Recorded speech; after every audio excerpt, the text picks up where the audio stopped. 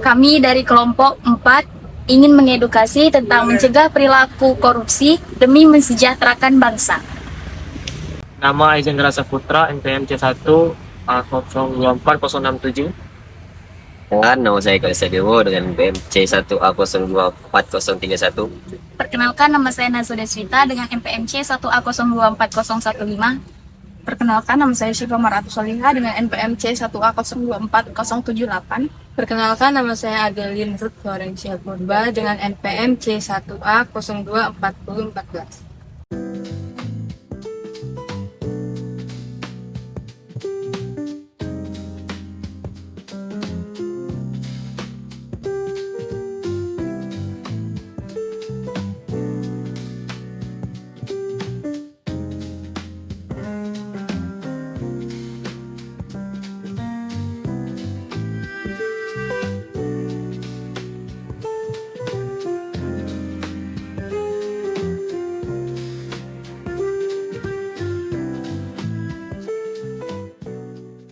Teman-teman, kalian sadar nggak sih, korupsi itu sebenarnya nggak cuma terjadi di pemerintah atau instansi besar, tapi juga di kehidupan kita sehari-hari. Adel, aku baru sadar waktu guru kita jelasin tadi di kelas, katanya korupsi itu nggak harus soal uang miliaran. Contohnya nyontek atau nyogok buat dapat nilai bagus juga termasuk korupsi kecil.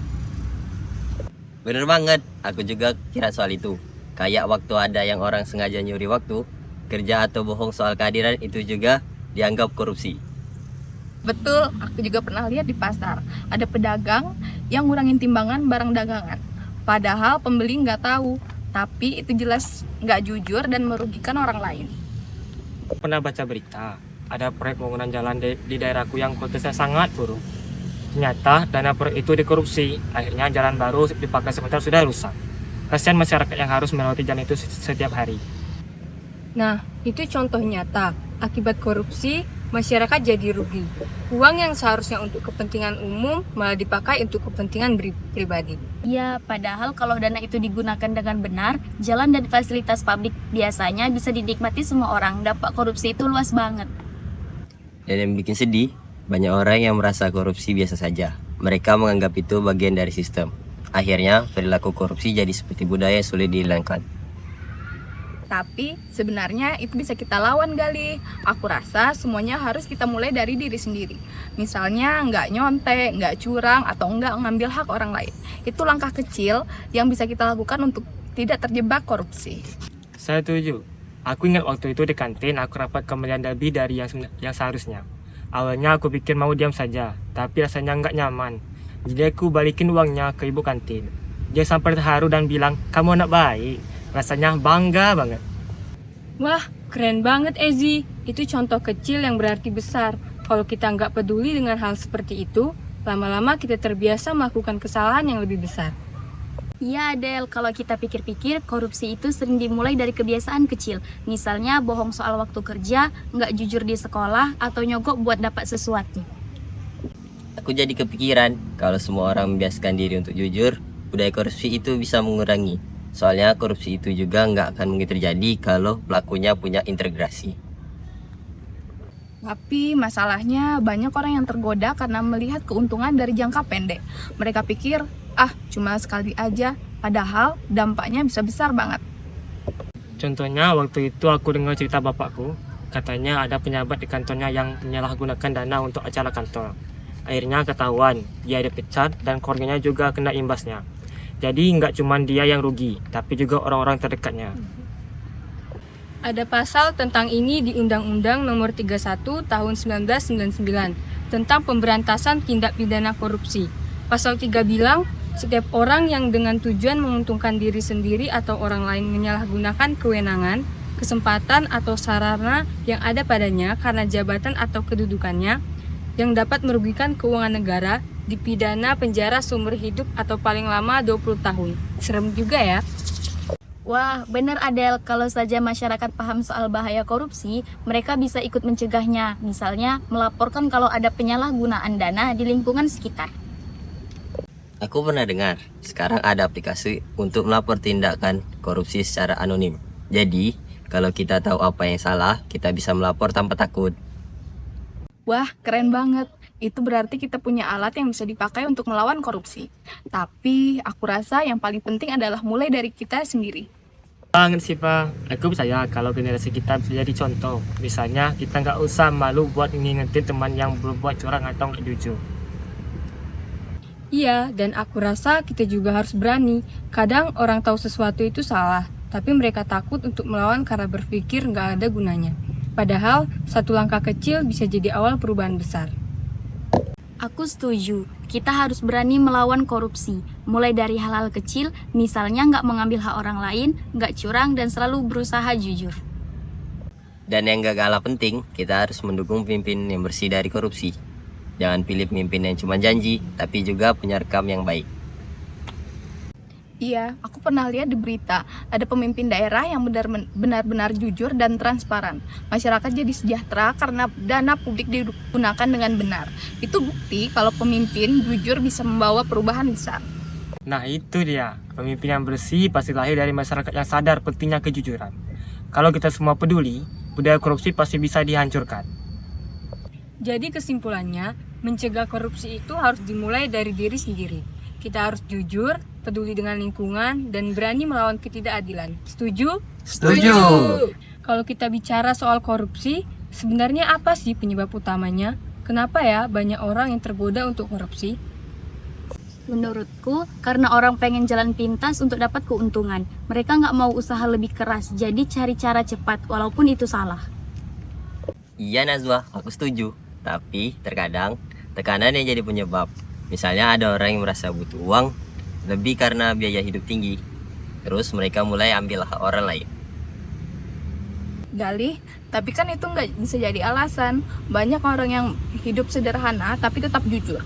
Sebenarnya menurutku ini lebih ke masalah moral. Kalau dari kecil kita dibiasakan jujur, kita nggak akan tergoda untuk korupsi, meskipun itu ada tekanan. Sih Pak, orang yang integritasnya kuat pasti tahu mana yang benar dan yang salah. Meskipun mereka dalam keadaan sulit, aku pernah dengar cerita tentang seorang tukang becak di kota kami. Walaupun itu ada penumpang yang lupa dompet di becaknya, dan dia rela keliling kota berbalikin dompet itu. Padahal di dalamnya ada banyak uang. Kalau dia mau, dia bisa ambil uangnya. Wah, salut sama tukang becak itu Ezi. Itu contoh nyata kalau kejujuran nggak tergantung dari seberapa kaya atau miskin seseorang, tapi dari nilai-nilai yang dia pegang. Betul banget Adel, dan aku pikir hal-hal kecil seperti itu harusnya jadi inspirasi buat kita. Misalnya, kalau kita nemu barang di jalan, kita kembalikan ke pemiliknya. Itu kebiasaan baik yang bisa mencegah kita dari perilaku korup. Tapi aku juga rasa perlu ada pengawasan yang ketat dari tempat-tempat yang rawan korupsi. Soalnya kadang-kadang orang tergoda karena tahu nggak ada yang ngawasi. Iya, itu betul Galih. Tapi kalau pengawasan aja tanpa adanya kesadaran moral dari individu, sama aja bohong. Sebagus apapun sistemnya, kalau orangnya nggak punya integritas, pasti tetap ada celah buat korupsi. Aku setuju sih Pak, makanya menurut pendidikan anti korupsi itu penting Bang. Kalau dari sekolah kita sudah diajari untuk jujur dan bertanggung jawab, generasi kita bisa tumbuh jadi pemimpin yang bersih. Ngomong-ngomong soal pendidikan, aku pernah baca kalau di beberapa negara, anak-anak diajarkan soal kejujuran dengan cara sederhana. Misalnya, mereka dikasih tugas untuk ngurus uang kelas dan setiap minggu harus melaporkan ke teman-temannya. Jadi mereka terbiasa transparan sejak kecil. Wah, itu bagus banget Adel. Kalau di sini, mungkin kita juga bisa mulai dari kegiatan OSIS atau organisasi lainnya. Misalnya setiap ada kegiatan, semua pemasukan dan pengeluaran dicatat dengan detail, lalu dilaporkan ke semua anggota. Iya Nazwa, aku juga pernah lihat di sekolah lainnya. Mereka punya kebiasaan bikin laporan pertanggungjawaban setelah acara selesai. Jadi nggak ada yang sembunyi-sembunyi soal uang. Itu bagus banget. Kalau semua sekolah menerapkan itu, aku yakin generasi kita akan lebih peduli dengan pentingnya kejujuran. Aku juga merasa lingkungan keluarga punya peran besar. Kalau di rumah kita dibiasakan untuk terbuka dan jujur, kita akan bawa kebiasaan itu keluar rumah. Misalnya orang tua harus jadi contoh. Kalau mereka bilang sesuatu, ya harus sesuai dengan yang mereka lakukan. Betul Ezi, soalnya anak-anak itu kan cenderung meniru apa yang dilihat. Kalau mereka lihat orang tuanya nggak jujur, mereka akan dianggap itu normal. Nah, jadi kita juga punya tanggung jawab nanti kalau jadi orang tua. Harus ngajarin anak kita buat selalu jujur. Tapi nggak cuma ngomong aja, kita juga harus kasih contoh nyata. Bener banget Nazwa, aku jadi kepikiran kalau kita mulai dari hal kecil, nggak bohong ke orang tua atau nggak curang di sekolah, lama-lama itu akan jadi kebiasaan dan tertanam dalam diri kita. Tapi kita juga harus punya keberanian loh. Kadang kita tahu sesuatu itu salah, tapi kita takut buat melawan. Misalnya kalau ada teman yang curang di kelas, kita nggak berani tegur karena takut dikucilkan. Iya sih Pak, keberanian itu penting banget. Kalau kita diam saja, artinya kita membiarkan kesalahan terjadi. Dan lama-lama itu bisa berkembang dari sesuatu yang lebih besar, seperti korupsi di tingkat tinggi. Aku jadi ingat cerita yang pernah disampaikan guru kita. Ada seorang pejabat yang awalnya cuma memanfaatkan dana kecil untuk keperluan pribadi. Karena nggak ada yang menegur, dia terus melakukannya sampai akhirnya jadi kasus besar. Ternyata kalau korupsi itu dimulai dari hal kecil. Jadi kita nggak boleh anggap remeh kesalahan kecil. Kalau kita terus membiarkannya, itu bisa jadi kebiasaan buruk. Setuju. Dan aku rasa kita juga harus mulai membandingkan diri, mengingat teman-teman kita kalau mereka berbuat salah. Kita tegur dengan cara yang baik kalau mereka berbuat salah. Itu artinya kita sudah membantu mencegah korupsi. Dan nggak cuma itu, kita juga harus mendukung sistem yang transparan. Kalau di kampus ada laporan keuangan, misalnya, kita cek dan pastikan semuanya jelas. Itu salah satu cara untuk membiasakan kita transparansi. Transparan itu penting banget. Kalau semua orang bisa melihat apa yang terjadi, nggak ada ruang untuk menyalahgunakan.